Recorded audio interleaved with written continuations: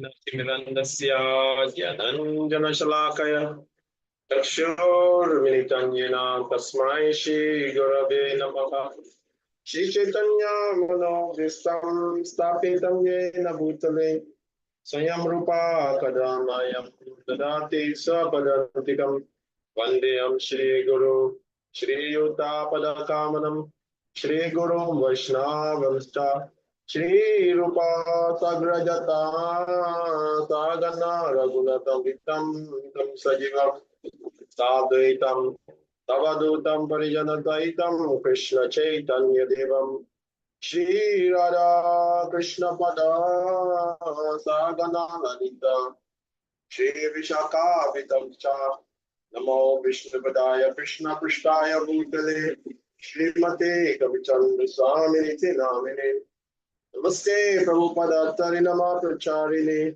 Granta Vitarana Vijaya Shishagaine Sada Panchakapatarudhyasta Shtipasindu Vachapatitana Bhavane Vaishnavi Namo Namah Jai Shri Krishna Chaitanya Prabhu Nityananda Shri Advaita Gadadhara Shivasadi Gaur Bhaktavinda Hare Krishna Krishna Krishna Hare Hare Hare Rama Rama Rama Hare Hare Hare Krishna. Hare Krishna Prabhu. Yeah, so we continue. It's like people are taking rest nowadays. We have only few devotees joining. No problem, even if it is only Ryan and Nigel coming and Ashaya Mataji will continue. Okay. We will not stop. Okay, so let's continue. So yesterday we stopped at which particular verse? 49. No, we are done in 49. Now we start the 50. 50.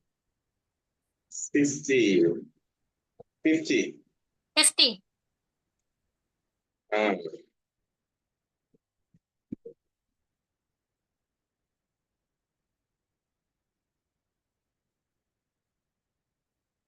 We studied yesterday. Okay, so let's go to 50.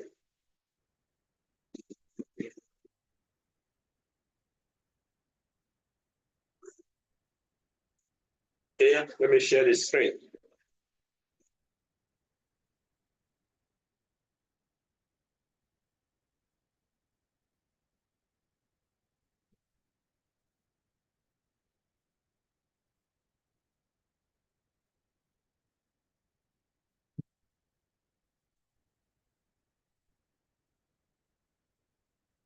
Yukto Jahati Ube Sukrita Duskrite Asna Yogaya Yujaswa Yoga Karma Sukha Ushalam. Okay. Yeah, Krishna is saying a man engaged in devotional service rid himself of both good and bad reactions. Even in this life, therefore, strive for yoga, which is the art of all works. Okay, do we understand? A man engaged in devotional service rid himself of both good and bad reactions. Even in this life, therefore, strive for yoga, which is the art of all work. Okay, do you understand this verse?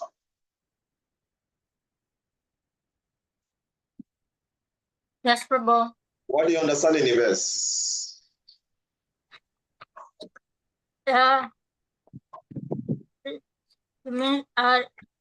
Verse the mention that whether bad or good reaction in this life,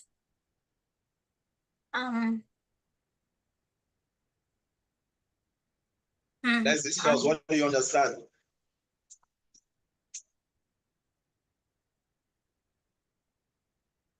Right, Prabhu. Somebody want to explain what you understand in the verse?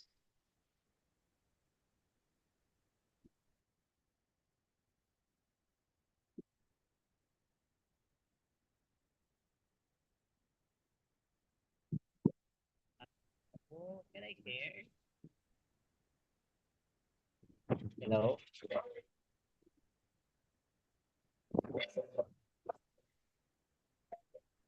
Cool. Go ahead. Uh, is it okay to share or give an answer? No, I say, what do you understand by this verse? What Krishna is saying? Then we'll go to Prabhupada's purport. What do you understand? It neglects karma actually. Huh? It neglects karma. Like you don't have any fruitive activity on that. So it's still yoga because it's rendered to him.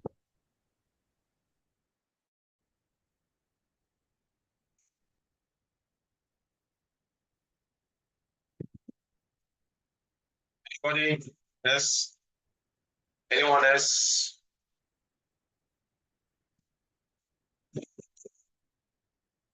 Hmm. Yeah, it's a man engaged in devotional service, rid himself of both good and bad reaction in this life. Therefore, strive for yoga, which is here. So the verse is saying that if you engage in devotional service, there's no reaction, either good or bad, because devotional service is for the pleasure of Krishna. Okay, so let's read the purport.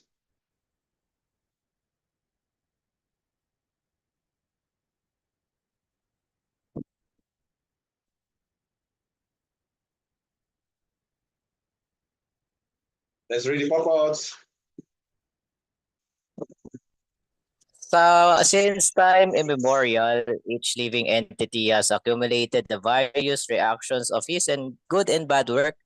As such, he is continuously ignorant of his real constitutional position. One's ignorance can be removed by the instruction of the Bhagavad Gita, which teaches one to surrender unto Lord Sri Krishna in all.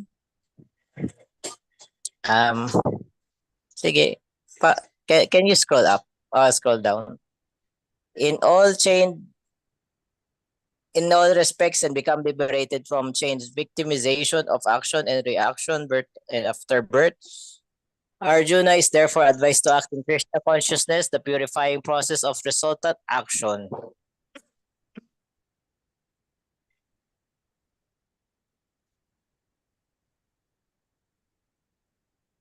Go to the next verse.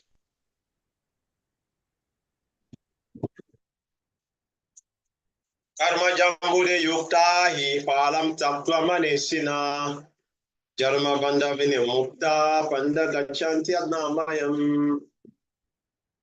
By thus engaging in devotional service to the Lord, great sages or devotees free themselves from the result of work in material world.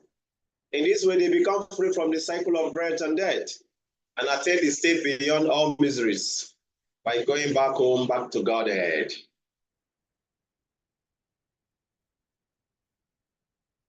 Prophets.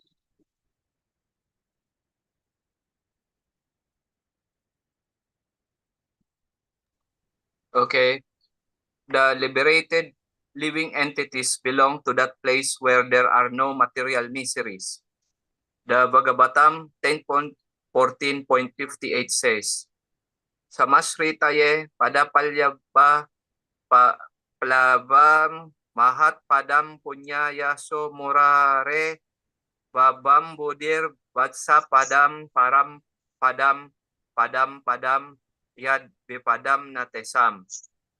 For one who has accepted the abode of the lotus feet of the Lord, who is the shelter of cosmic manifestation and is famous as Mukunda, or the giver of Bhakti, the ocean of the material world is like water contained in a calf's footprint, Param Padam, or the place where there are no material miseries, or Vaikunta, is his goal, not the place where there is danger in every step of life.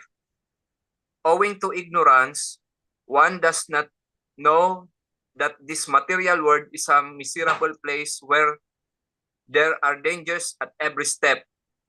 Out of ignorance only, less intelligent person try to adjust to the situation by fruitive activities, thinking that the resultant action will make them happy. They do not know that no kind of material body anywhere within the universe can give life without miseries. The miseries of life, namely birth, death, old age, and diseases, are present everywhere within the material world. But one who understands his real constitutional position as the eternal servitor of the Lord, and thus knows the position of the personality of Godhead, engage himself in the transcendental loving service of the Lord. Consequently, he becomes qualified to enter into Vaikuntha planets, where there is neither material, miserable life, nor the influence of time and death. To know one's constitutional position means to know also the sublime position of the Lord. One who wrongly thinks that the living entity's position and the Lord's position are on the same level is to be understood to be in darkness and therefore unable to engage himself in the devotional service of the Lord. He becomes a Lord himself and thus paves the way for the repetition of birth and death. But one who understanding that his position is to serve, transfers himself to the service of the Lord, at once becomes eligible for Vaikuntha Loka. Service for the cause of the Lord is called Karma Yoga or Buddhi Yoga, or in plain words, devotional service to the Lord. Hare Krishna. So we can see that in these verses we are reading today, right from the starting one, here Krishna is talking more about Karma Yoga or Buddhi Yoga. Buddhi Yoga is not different from Karma Yoga. What is Karma Yoga? Karma Yoga is devotional service, means service to please Krishna, to praise the Supreme Lord. That is Karma Yoga. Karma Yoga is completely different from Karma Kanda. Karma Kanda means performing the rituals of the Vedas for our own sense gratification. Karma Yoga means performing activity following the Vedic injunction or for the pleasure of the Lord and not attached to the result of one's work, giving the result to the Lord. That is Karma Yoga. Okay, now you know the meaning of that Karma Yoga and Buddhi Yoga. And this can also be called Nishkama Karma Yoga. Okay? So, the Lord continues the explanation to Arjuna. But here, one interesting verse quoted by Srila Prabhupada. This verse is a very nice verse. Samsritya ya pada palavam plavam. Man padam puyan yaso murari. Bhavam puri vasa padam param padam ya vi padam natesham. This shloka, especially the last line, is always very common in ISKCON. That the material world is a place of padam ya vi padam natesham. Every step in this material world is full of danger.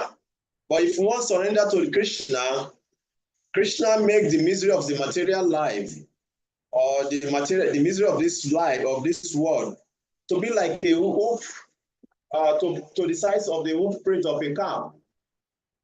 I hope you know the size of a hoof print of a calf. Very small. You know the ocean. Can you swim across ocean? I'm asking a question now.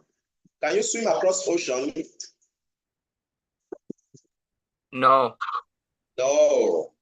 But when you surrender to the Krishna, it makes the same ocean to be like a water in the hoof prints of a calf. Is it difficult for you to cross the hoof print of a calf? Yes, it's small. Is it difficult for you to cross the hoof print of a calf? Is it difficult? The hoof print of a calf, is it difficult for you to cross it? Yes, because it's small. Yeah, it's very easy for you to cross. So when we surrender to Krishna, it makes material miseries, okay, to the size of the hoof print of a calf, which we can just stretch our leg and cross over. But if we don't surrender to Krishna, we'll be swimming in the ocean of material suffering. And we'll be crying, and nobody will hear our cry. We just be crying. So that is the power of devotional service. That is what this verse is saying today. Okay? So we're going to read Let me share my screen and we read from Surrender Unto Me.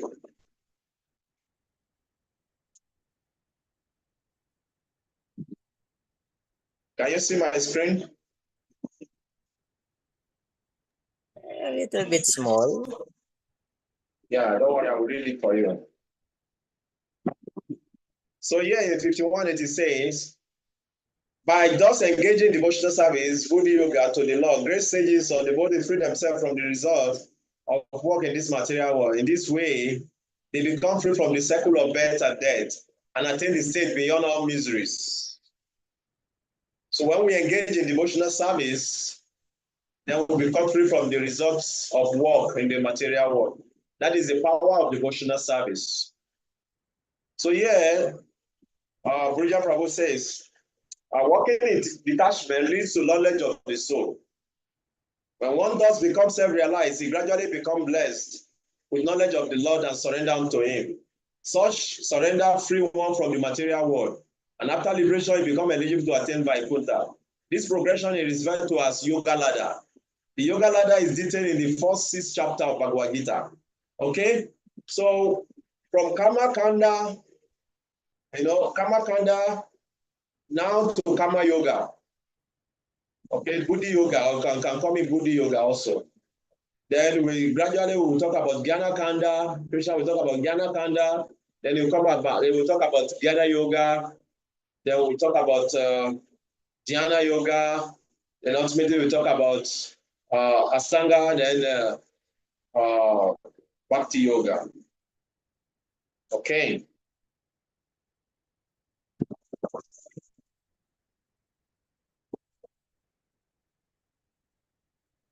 Any comments or questions? Is my network okay? Can you hear me? Yes. Yes, Prabhu. Okay. Because I'm using my other network that is not very strong yet. There's no internet in my smart network.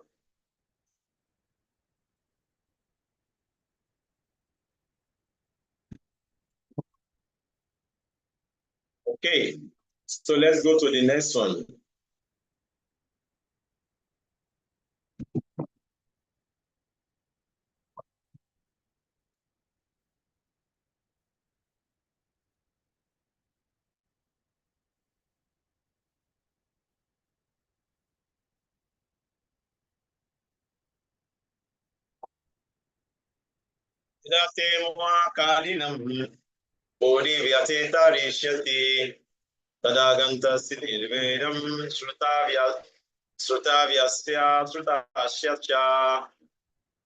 When your intelligence has passed out of the dense forest of delusion, you shall become indifferent to all that has been heard and all that is to be heard. So here, Krishna is giving a very, very wonderful instruction to Arjuna. Krishna has spoken so many things to really convince Arjuna to perform his duty. Now he's saying,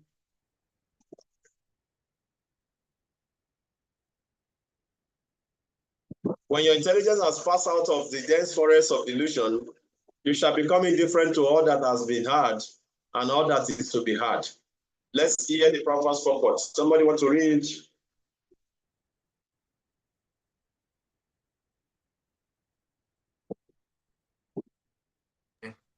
Okay, Prabhuji.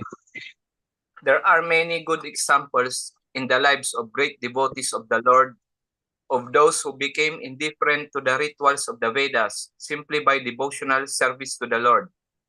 When a person factually understands Krishna and his relationship with Krishna, he naturally becomes completely indifferent to the rituals of fruitive activities, even though an experienced Brahmana. Sri Madhavendra-puri, a great devotee and acharya in the line of the devotees, says, Sanja Vandana Badram Asto Babato Bos Sanana Tobyam Namo Bodeva Petarascha Tarpana Vidyaw Naham Kasamaha Kasamyatam Yatra Kwapi Naisadya Yadaba Kulut Samsasya kamsa, dvesha, maram, shramaram, agham, aramitad, alam, manyekim, anyena me. O my prayers 3 times a day, all glory to you. O Bhakti, I offer my obeisances unto you. O demigods, O forefathers, please excuse me for my inability to offer you my respects. Now, wherever I sit, I can remember the great descendants of the Yadu dynasty, Krishna, the enemy of Kamsa, and thereby I can free myself from all sinful bondage. I think this is sufficient for me. The Vedic rites and rituals are imperative for neophytes, comprehending all kinds of prayer 3 times a day, taking a bath early in the morning, offering respects to the forefathers, etc.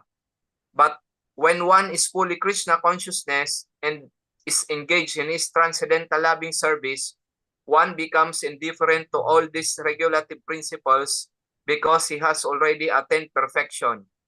If one can reach the platform of misunderstanding by service to the Supreme Lord Krishna, he has no longer to execute different types of penances and sacrifices as recommended in revealed scriptures. And similarly, if one has not understood that the purpose of Vedas is to reach Krishna and simply engage in the rituals, etc., then he is uselessly wasting time in such engagements. Person in Krishna consciousness transcend the limit of Sabda Brahma or the range of the Vedas and Upanishads. Hare Krishna. Okay.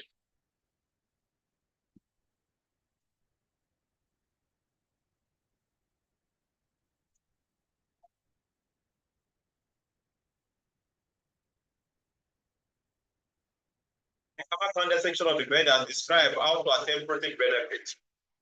Krishna here compares it to a dense forest of material illusion. Arjuna was preoccupied with the Pratik mentality. He considered that happiness was impossible to obtain and misery was certain if he performed his duty of fighting.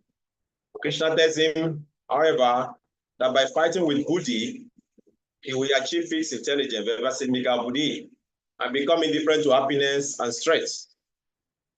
Distress. What is the criteria for achieving such success? Krishna answered this question and explained how one understand the purpose of Vedas, view Kavikarnapura in the next verse.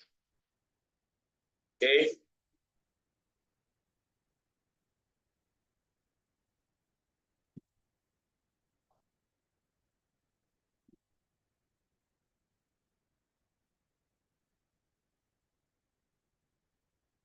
Tutevi pratipanite sada sanstas yada stansya tinichala samadava chala buddhi tada yogamabhapsyasti. When your mind is no longer disturbed by the flowering language of the Vedas, and when it remains fixed in the trance of self-realization, and then you will have attained a divine consciousness. So Krishna is here telling about June. Like many of us, we are still distracted by the flowering words of the Vedas. Oh, you do this, then you will get this. Oh, you do this, then you will get that. Many of us are disturbed by this. We are trusted to all these flowering words of the Vedas. Okay? But here, Krishna is saying that when one has transcended this, then one is said to be fixed in transcendental trance of self-realization. Then you will have attained the divine consciousness. So in the next verse, Arjuna is going to ask, what are these symptoms of one who have attained divine consciousness?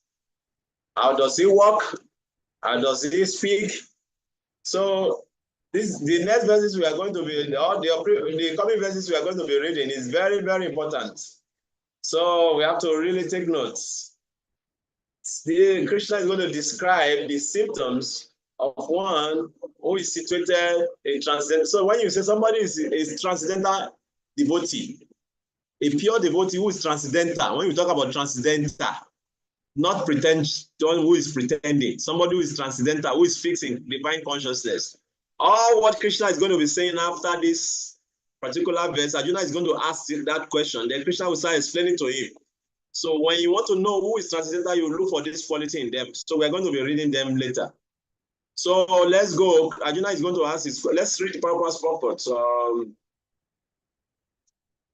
To say that one is in samadhi, to say that one has fully realized Krishna consciousness, that is, one is in full samadhi, as realized Brahma, Paramatma, and Bhagavan.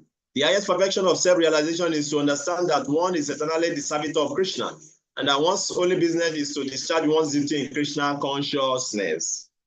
A Krishna conscious person or afflicting devotee of the Lord should not be disturbed by the flowering language of the Vedas, not be engaged in fruitive activities for promotion to the heavenly kingdom.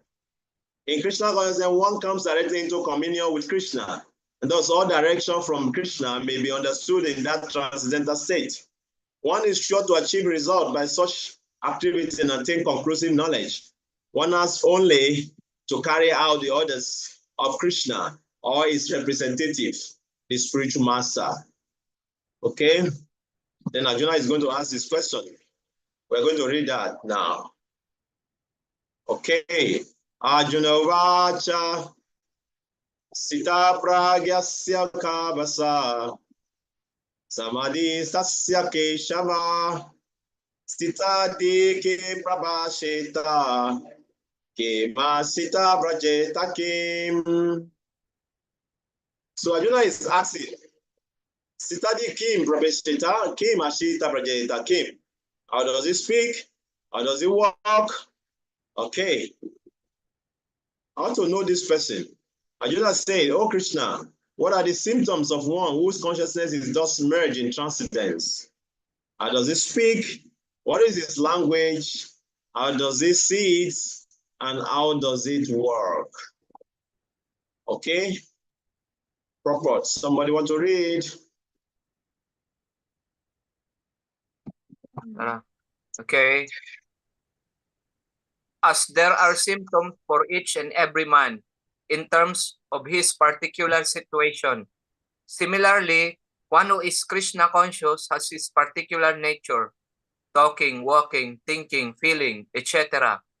As a rich man has his symptoms by which he is known as a rich man. As a diseased man has his symptoms by which he is known as diseased. Or as a learned man has his symptoms. So a man in transcendental consciousness of Krishna has specific symptoms in various dealings. One can know his specific symptoms from the Bhagavad Gita. Most important is how the man in Krishna consciousness speaks. For speech is the most important quality of any man. It is said that a fool is undiscovered as long as he does not speak, and certainly a well-dressed fool cannot be identified unless he speaks. But as soon as he speaks, he reveals himself at once. The immediate symptom of a Krishna conscious man is that he speaks only of Krishna and of matters relating to him. Other symptoms then automatically follow as stated below. Take note of this. Thank you very much, Abu. This quote is very important. Many devotees used to quote this. Now you know where it's coming from. Okay? Prabhupada says it is said that the fool is undiscovered as long as he does not speak. And certainly, a well-dressed fool cannot be identified unless he speaks. But as soon as he speaks, one reveals himself at once. Okay. You can see this is where this quote is coming from. So, how does a transcendental situated person speak? How does he walk? Means, what are the symptoms of his activity? How does he walk? Okay. Just 1 minute. Let's read the very nice important points here. So Arjuna wants to know the symptom of a person situated in Krishna consciousness, Sita Pragya. Okay? He therefore asks, what are the symptoms? How does he speak? How does he sit? How does he walk? Although these questions seem to deal with such a person's external behavior, Our Chaya commentator revealed each question internal meaning. Test 55 answer the first question, okay, which can be rephrased. How does one transcendentally situated reveal his position? Okay, so test 55 answer the first question. How does he speak? Sorry, what are his symptoms? Sorry, the first question is what are his symptoms? Okay, that is test 55. Explain that. So we are going to read. Now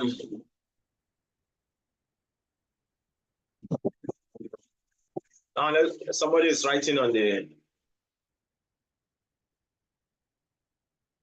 Okay.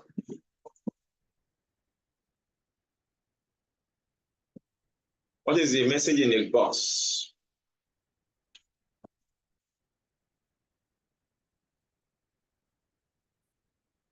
Yes, please just listen, no problem.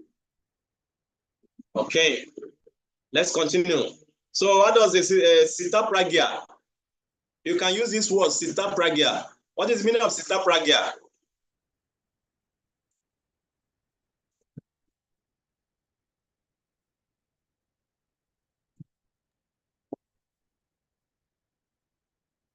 Fixed in Krishna consciousness. Fixed in Krishna consciousness. Okay. Any other suggestion, Sister Pragya?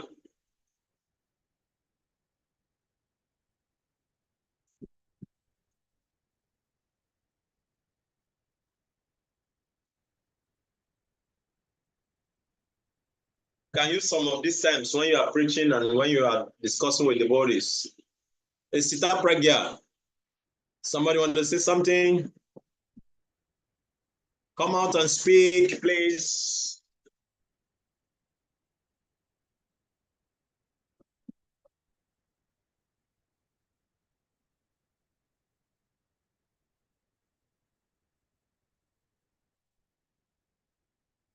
What is saying? Transcendentally situated. Yes, it's still the same. Thank you very much. Still the same. Thank you for trying for that. Yes, transcendentally situated. Sita Pragya means Sita. Sita means fixed. Pragya means intelligence. One that is intelligence is fixed in transcendence. Okay? That is in Krishna consciousness, the Prabhupada explained. It's Sita Pragya. Okay. So let us read about the first answer in test 55. How one who is transcendentally situated, how does this? So now, wait. Let's clarify something. So before we were talking about 1 minute.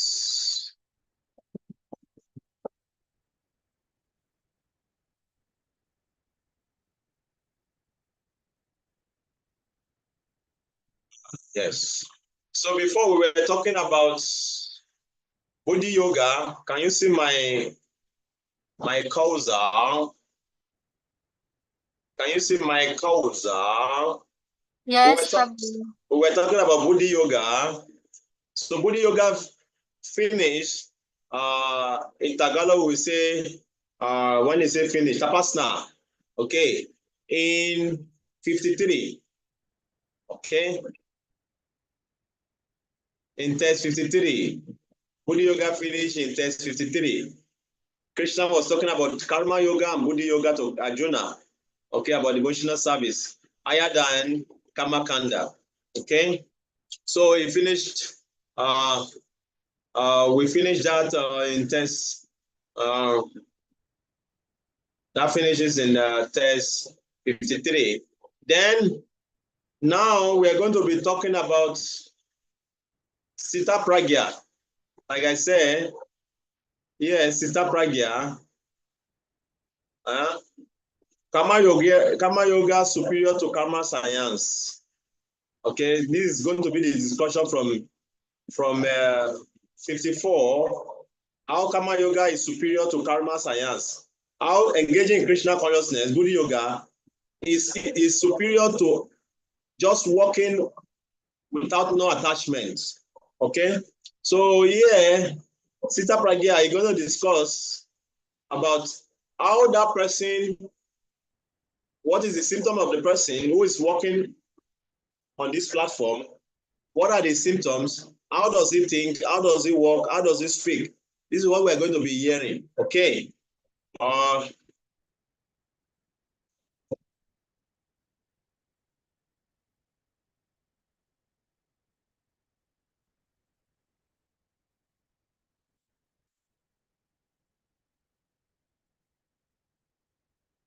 So Krishna replies, Shri Bhagavan Uvacha Prajahati Yada Kama Sarvapatan Manuragatan Atmani Batmana Tushta Sita Pragyata Doshate. So yeah, Krishna says Sita Pragya Tadoshate. Tadoshate means what? It is said. At that time it is said. Okay. So the Supreme Personality of God has said, O Parcha, when a man gives up all variety of desire for sense gratification, which arise from mental concoction, and when his mind thus purified, find dissatisfaction in the self alone, then is said to be in pure transcendental consciousness. Are we getting the point now? When you say somebody is transcendental, you know what it means? It's not that the person is flying in the air or the person is performing some magic, showing you or bringing out coins from his hands or bringing some ashes from his tongue. What are the symptoms of one who is transcendental situated is going to be mentioned here by Krishna to all of us. What is number one symptoms? Who can tell me?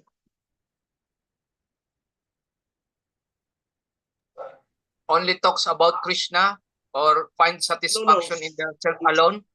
What Krishna say here, repeat what Krishna say here. Let us get used to repeating Krishna's words. Find satisfaction in the self alone.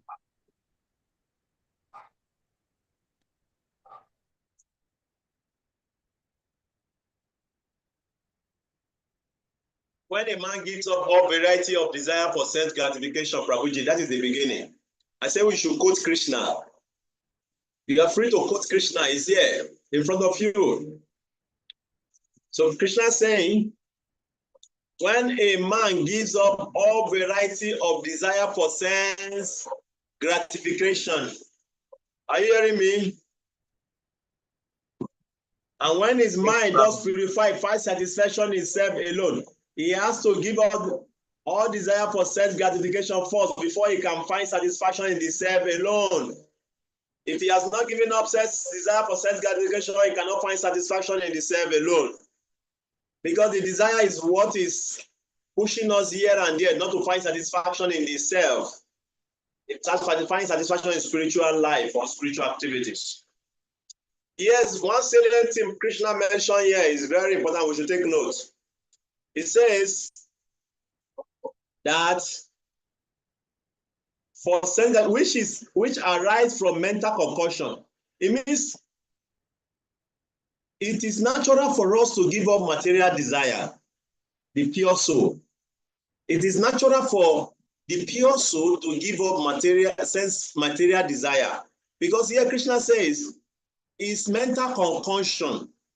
Our material desire for sense enjoyment is what? Arise from mental concoction. Do you understand what that means? Can we discuss a little bit about that? Means it's concocted in the mind. Yes. Means that most of the things that we desired, we don't really need them to be happy. We don't need them to be happy. But we think that we need them. And if we don't get them, we will not be happy. We are thinking like that. So it's mental concoction. Okay? So these are the symptoms of a transcendental devotee, Sister Pragya. He has no more material desire for sense gratification to gratify his senses.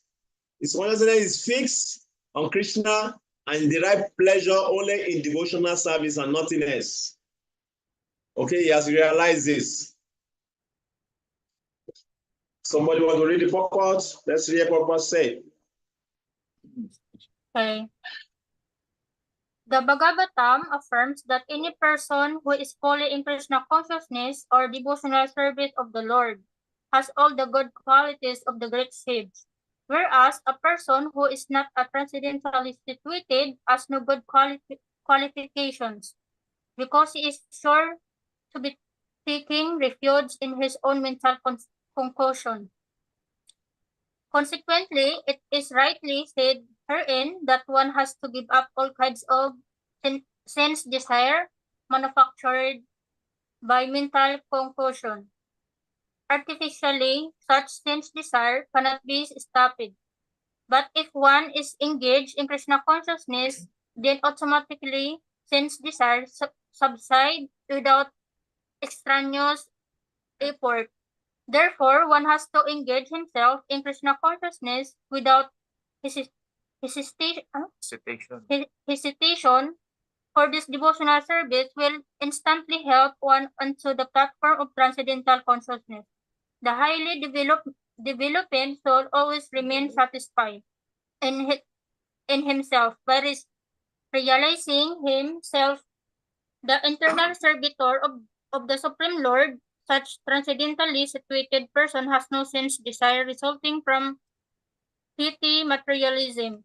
Rather, he remains always happy in his natural position of internally serving the Supreme Lord.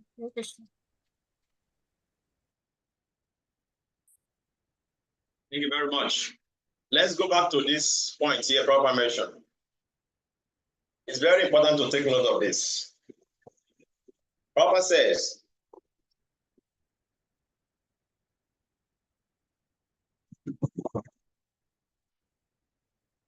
consequently, it is rightly said herein that one has to give up all kinds of sense desire manufactured by mental concoction, repeating what Krishna said in the verse. But Prabhupada now make it clear to us, artificially, such desire cannot be stopped. So it means that we cannot give up material or sense desire artificially. It cannot be stopped. But if one is engaged in Krishna consciousness, then automatically sense desires subside without extraneous effort. Means that ordinarily we cannot stop giving, we cannot give up material desires or sense gratification. We cannot give ordinarily, no. Our senses will continue to demand, because that is the nature of the different senses, because the senses are produced from a mode of passion and ignorance. Why our mind? Why is it that our mind can be purified and come to the level of purity? Why? Because the mind is produced in the mode of goodness. In the beginning of creation, there is the different elements react with different modes to be created. So the mind is produced from reaction of the mode of goodness. That is why the mind can easily come to the mode of goodness. And only on that platform of goodness can the mind become very clear to understand spiritual activities. Meanwhile, the senses, the working senses and the sense knowledge acquiring senses, all these are produced on the mode of passion and ignorance. But they need the mind to act. That is why when the mind is purified, all these knowledge acquiring senses and working senses, also they follow the dictates of the mind. So artificially we cannot give up. But by engaging in devotional service, then it is easier. By Prabhupada. Any comments?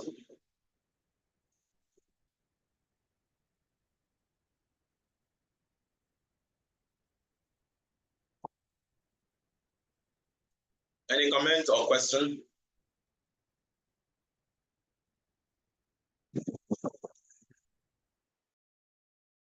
No. Nope. Okay. Let's read from 5:56 to 57, then we'll talk more. Okay. So Krishna will continue to answer Arjuna's question. Duke shua no dugna mana. Suke shubigata spiraha. Itaraga baya kroda. Sitadi munewi. Shate. One who is not disturbed in mind, even amidst the threefold miseries, or elated when there is happiness, who is free from attachment, fear, and anger, is called a stage of steady mind. How many of us do we know what is the threefold of miseries? The threefold of miseries. Do we know what they are? Yes, triple miseries. The threefold miseries. Yes. Adjatmika, Tell us. Adjatmika klesha, Yeah. Adjatmika, Adibautic, Adidaibic klesha. Yeah. So sometimes we get bitten by mosquitoes. We start complaining. Oh, the mosquito. I remember when I stayed inside that room where Chitan Chandra Prabhu is staying, sometimes I get some mosquito bite. And I will start complaining, mosquito bites me. Oh. Okay. Sometimes we have our mind disturbing us. Oh, why that devotee is behaving like this? Why that person is behaving like that? Oh, mysteries caused by other living entities. Our mind. Oh, why that like this? Okay, we start complaining. Then when we get something good, for example, somebody give us iPhone 16, 17 Pro Max. It's like, oh, you become very happy. I got 17 Pro Max. Is there anything like 17 Pro Max? I don't know. Which is the highest for now? 15, eh? Can you hear me? I don't know. I think it's still 15. Yeah. I don't 16 follow. from Okay. 15 Pro Max is still the highest. Okay, it's good. So somebody give you something good, it's like, like it's mentioned here. Very, very nice. See, how do you know one who is his mind is facing divine consciousness? It's not disturbed in the mind, even amidst of the threefold miseries, or elated when there is happiness. It's not stand jumping when there is happiness. And who is free from attachment, fear, and anger? It's not attached. It's not afraid of anything in this world. And it's free from anger. It's not angry. It's called a stage of a steady mind. Okay? Let's read Prabhupada's purpose. What did Prabhupada say? Somebody want to read? The word muni means one who can dictate his mind in various ways for mental speculation. Without coming to a factual conclusion, it is said that every muni has a different angle of vision, and unless a muni differs from other munis, he cannot be called a muni in strict sense of the term. Nasa Varisir Yasya Matam Nabinam Mahabharata Vana Parva 313.117. But as Tita Dear Muni, as mentioned herein by the Lord, is different from an ordinary Muni. Thus, Tita Dear Muni is always in Krishna consciousness, for he has exhausted all his business of created speculation. He is called Prasanta Nisesha Mano Ratantara, Stotra Ratna 43, or one who has surpassed the stage of mental speculation and has come to the conclusion that Lord Sri Krishna or Vasudeva is everything. Vasudeva Sarvam Iti Sa Mahatma Sudarlaba. He is called a Muni fixed in mind. Such a fully Krishna conscious person is not at all disturbed by the onslaughts of the threefold miseries, for he accepts all miseries as the mercy of the Lord, thinking himself only worthy of more trouble due to his past misdeeds. And he sees that his miseries, by the grace of the Lord, scroll down, are minimized to the lowest. Similarly, when he is happy, he gives credit to the Lord. Thinking himself unworthy of the happiness, he realizes he thinking unworthy of the happiness, realizes that it is due only to the Lord's grace that he is in such a comfortable condition and able to render better service of the Lord. He is always daring and active and is not influenced by attachment of or aversion. Attachment means accepting things for one's own sense gratification, and detachment is the absence of such sensual attachment. But one fixed in Krishna consciousness has neither attachment nor detachment because his life is dedicated in the service of the Lord. Consequently, he is not at all angry even when his attempts are unsuccessful. Success or no success, a Krishna conscious person is always steady in his determination. Prabhupada here explain the consciousness of one who is fixed, who the mind is fixed in the purpose. It's not that when mosquito bite the person, it doesn't feel mosquito bite. It's not that it doesn't feel mosquito bite. Or when you see cockroach around, you just look as if it's not there. No. Now, Prabhupada explaining the purpose, what the state of consciousness of that person is. You see, Prabhupada says here, you say, let me read.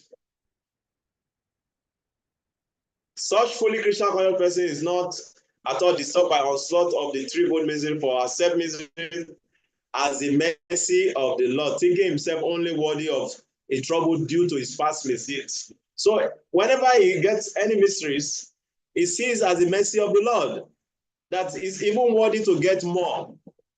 But by the mercy of the Lord, he has gotten little. So he thanks the Lord, he's grateful to the Lord. Sometimes when we are suffering the reaction of our past misdeeds, we are lamenting, Krishna, why me? Why me? Why me? Krishna, why me? Oh, Krishna. And when we are enjoying, we have opulence, money, we have comfortable life, we don't ask God, God, why me? Why not that person? You see, so here it is mentioned that one who is transcendentally situated, whether he's facing miseries, he doesn't say, God, why me? He takes it as the mercy of the Lord. And when the Krishna give him in a comfortable situation also, he doesn't say something else. He thanks the Lord at the same time. So that is the consciousness. See, he says when he's happy, he credit to the Lord, thinking he's unworthy of happiness. You see, he gives the credit to the Lord. And he's thinking that he's unworthy of that. Is that it's due to only the Lord that is getting comfortable condition, able to render service to the Lord. So whatever happens to him is always giving the credit to the Lord. That is the consciousness of somebody who have attained Sita Pragya. Okay, it's not the stock. It gives credit to the Lord. Okay, let's go to the next verse. 7, then we go to surrender unto me. Okay. Anybody want to read? Okay, let me read the transcript. 1 minute. Yasavarana binesya tatta prapya shubham nabinadantina dishti tasya pragya pratishtita. In the material world, one who is unaffected by whatever good or evil he may obtain, neither praising it nor despising it, is firmly fixed in perfect knowledge. Okay? In the material world, one who is unaffected by whatever good or evil he may obtain, neither praising it nor despising it, is firmly fixed in perfect knowledge. We should understand these things so that when we see them in devotees' life, we can be able to understand the devotees who are in divine consciousness. Okay? There's somebody who is already fixed in transcendental knowledge, never praise anything, or despise anything received from the Lord. He's not affected by good or bad thing happening. He's neither praising them or despising them. That is what he said there. Somebody want to read the purpose so that we hear Prabhupada more. There's always some upheavals in the material world. Please go ahead. There are always some upheaval in the material world, which may be good or evil. One who is not agitated by such material upheavals, who is unaffected by good and evil, is to be understood to be fixed in Krishna consciousness. As long as one is in the material world, there is always the possibility of good and evil, because this world is full of duality. But one who is fixed in Krishna consciousness is not affected by good and evil, because he is simply concerned with Krishna, who is all good, absolute. Such consciousness in Krishna situates one in a perfect transcendental position called technically samadhi. These are the consciousness we are supposed to be cultivating. We should know that in this world is a world of duality. Good will always be there, bad will always be there. So whatever happens, we should remain fixed. We should not be disturbed by evil. We should not be disturbed by good that is happening around us. So only in this consciousness we can remain fixed in Krishna or in devotional service for the rest of our life. So this Krishna is explaining this so that we can understand all these points, and we should take them very seriously.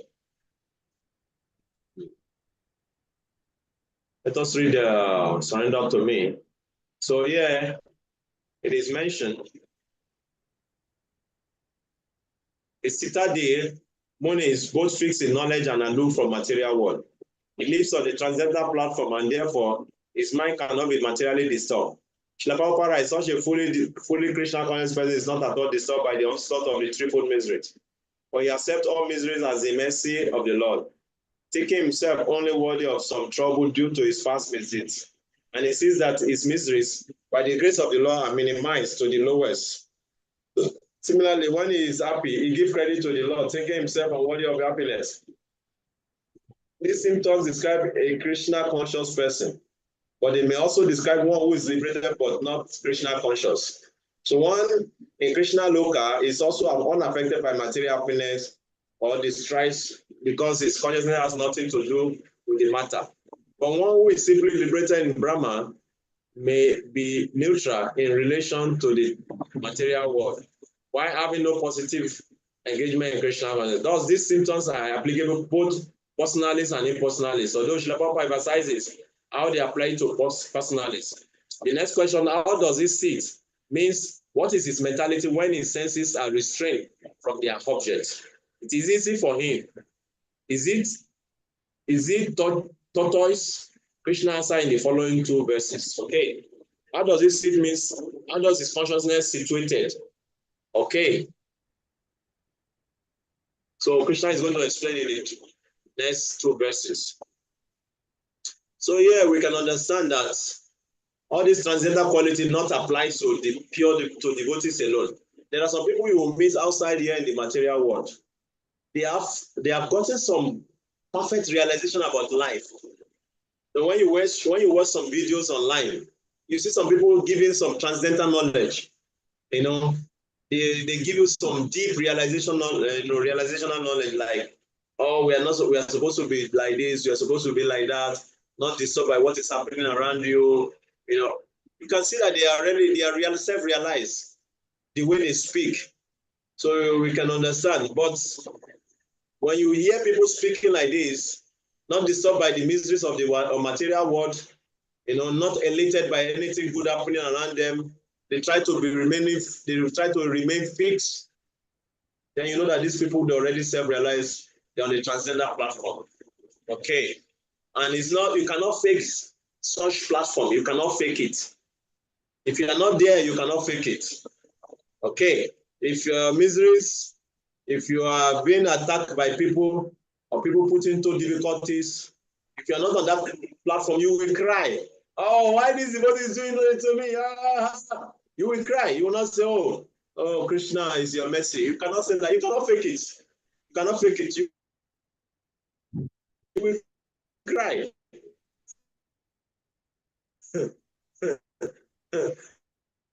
Only when you're on that transcendent composure, even when you are being disturbed by other devotees or by others. So this consciousness cannot be faked. It cannot be faked. When people speak, you can. That is why Prabhupada mentioned in the previous purport, a fool is not recognized unless he opens his mouth to speak. So when somebody speaks, immediately you can immediately understand the level of his consciousness, whatever situation the person may be. You can understand immediately. So whenever he speaks, you can know what is going on in his mind. Okay? Any question or comments? I have a question, Prabhu. Yes, please go ahead, Prabhu. So the question is, can the mercy go very fast? Like it happens like every day? You say what? Does the mercy happen every day? Like, once you're Krishna conscious, they say the mercy comes very fast, especially if you really are practicing everything. So every mercy, like happiness and distress or anything you have to pay for your bad karma, it comes up in a very low sentence, a small sentence. So does it happen very fast if you strictly follow? So please come again, Prabhu. So does the mercy come if you strictly follow everything?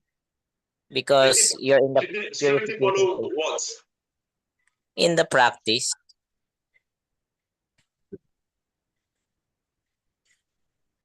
If you strictly follow the practice of devotional service or what? Does the mercy come very fast? Because mercy is like lowering the sentence of the bad karma we did in previous lives. So does it come very fast if we strictly follow the service? No, the thing that is there is that, see, when we talk about the mercy of the Lord, you have to understand what is mercy for me may not be mercy for you. Everybody get different kind of mercy. Okay. So unless you understand that first, you cannot understand what is mercy. Sometimes we think that mercy means everything good. No. There's mercy that come from the back. There are mercy that come from the front. So mercy doesn't mean everything is going sweetly, all my desire being fulfilled, everything is okay, I'm comfortable. That is the materialistic way of thinking of mercy. No. But sometimes mercy comes in a very painful situation, painful ways. We feel so much pain. Then we are purified from that which is holding us back in Krishna consciousness. So that is mercy also. So mercy for every devotee is completely different what is mercy. So you cannot define a mercy of the Lord as like a one direct way. That, this mercy means like this. No.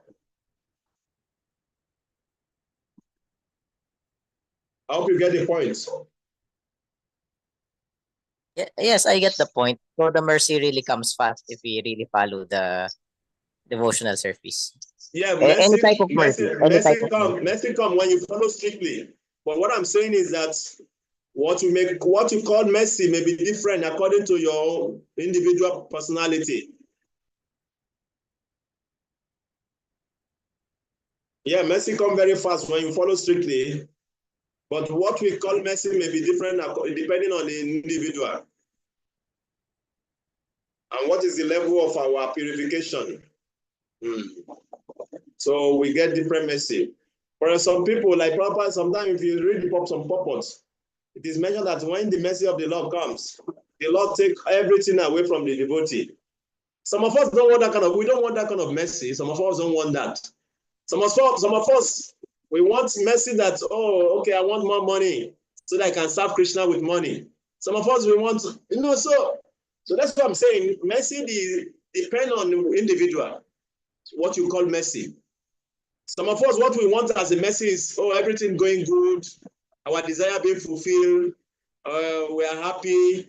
But sometimes it may not be the way the Lord wants to give you the mercy. Okay. So yes, when you follow strictly, mercy come, but we should pray so that we can understand what is the mercy.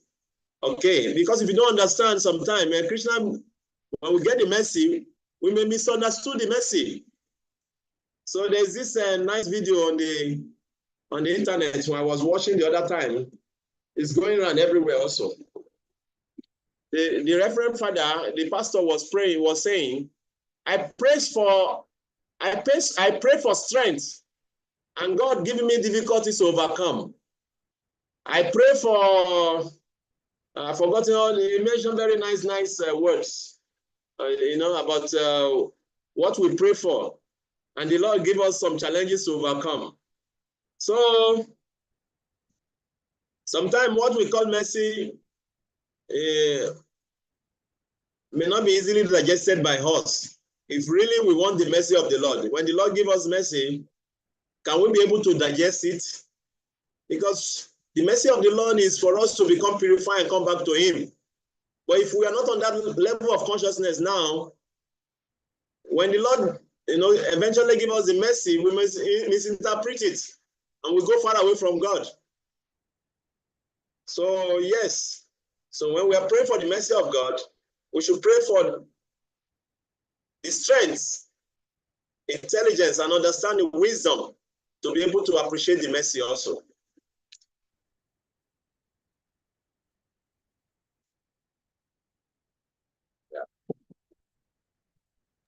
Thank you. Hare Krishna. Raya Prabhu, you are smiling and happy. Have you gotten some mercy there? No, because there is a cockroach that touched my feet. Oh, who touched your feet? A cockroach. Ah, cockroach. Ah, Bhakti cockroach. Oh, it came to get your mercy. Mercy. I am trying to throw it to Angel. That's why she is also laughing. Yeah.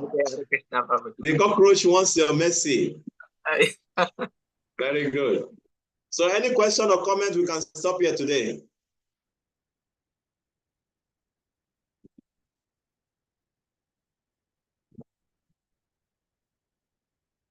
So we stop at Wait. I have a question now. Yes, Prabhu. The question came. So, for example, a person is advancing in Krishna consciousness. Is Shastaka that your hair on the body will go up and then you will have chills? So have you experienced that when you were doing Harinam Sankirtan or you're doing like devotional service in the temple and then someone really like your service and then suddenly you get your goosebumps? Is that mercy from the Lord? Like, do you ever get that experience? You have to repeat that your question. Do you ever feel the same way in Shikshashtakam, Prabhu? That the body of the hair goes up because of the ecstasy you get from serving the Lord? So, let's say you're just cooking in the temple or doing Harinam Sankirtan and then suddenly you get a strike of ecstasy because of your service. Do you ever experience that? I mean, I don't know if you experienced that. Yes. Yeah. Well, sometimes we experience that, because that is what is keeping us. That is what is keeping us in devotional service strong and continue for many years. If you see some of us, the way we have been doing our devotional service 25 years ago, same we are still doing it today. It's because of that. Because sometimes you get some of this wonderful experience that really make you to realize that devotional service is real and is working, and you can really feel it. Then when the Lord gives you such symptoms, then you desire one day that you just want to completely give up everything in this world and just absorb yourself in devotional service. So the Lord give us that such experience so that we can have strong desire, strong faith to continue in the path of devotional service. Yeah, sure. Sometimes when we are doing devotional service, maybe you are chanting or we are worshiping the deities, you just start crying uncontrollably. You start crying and you're begging for the mercy of the Lord, It's like, my Lord, oh, I'm so sinful. You give me so much mercy. Oh, I just want to continue to remain like this. And the tears is coming and you are remembering all the lost past times and you just feel like you should continue to be like this. So Krishna, I just want to be like this. I don't want to give away from your devotional service. Krishna, how can you keep me in your devotional service? Oh, I love this experience. I want it like this. Oh. Then all your material thoughts will start coming. Then the experience disappear. Oh, Krishna, what happened? So like Krishna give us some, us to feel like this sometimes so that it can increase our faith on the part of devotional service. We don't get it every time because we are not pure yet, but it gives us time to time to boost us, so that we can continue remaining strong on the path of devotional service so that eventually one day become fixed and pure. Then we can experience it every time.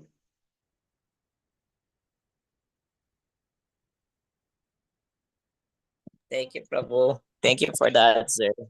Yeah. Thank you for the breakthrough. Is that what? Do you have some such Thank you for the experience? Like, breakthrough. do you have some such experience sometimes also? One day, when I started attending Mangala often, when Prabhu Bhakta Seva told me to do Mangala every day, one day I saw the DP. I see the form, but the effulgence is much stronger than the form. Like it's like a light that's pushing onto you, and you can feel it like passing through your body. Like the frequencies and stuff like that. Yeah. It you feel it that way. So that is it. Krishna give us experience so that we can have strong taste for devotional service to continue. Everyone gets that. Everyone. That is why we have to be very respectful to all the devotees because we are all special to Krishna. Even sometimes we think that, oh, I'm more better than the other devotee. No, we are all special to Krishna. And Krishna reciprocates to us differently according to how we surrender to him. So we are all, special to Krishna. So we should not think, oh, I'm more special than the other person. No. Krishna is reciprocating to all of us in different ways. So we should all be very humble and be very, very respectful to other devotees, knowing that they are also devotees of Krishna. And Krishna is reciprocating with them, just the way he's reciprocating with us. We should not just think that, oh, I'm the only pure devotee. Once we start thinking like that, then we cannot get the mercy of Krishna. So we stop here. Bancha kapata rubiescha. Ipasin lubie bancha. Pajitana pavanevyo. Vaishnavyo namo nama. So thank you very much for those of you who are here, for being here. Thank you. So we continue tomorrow on Monday. So we have holiday tomorrow and next. Okay. Okay, Prabhu. Okay, Prabhu. Sila Prabhupada ki jai. Yeah. Swami Bhakta Vrinda ki jai.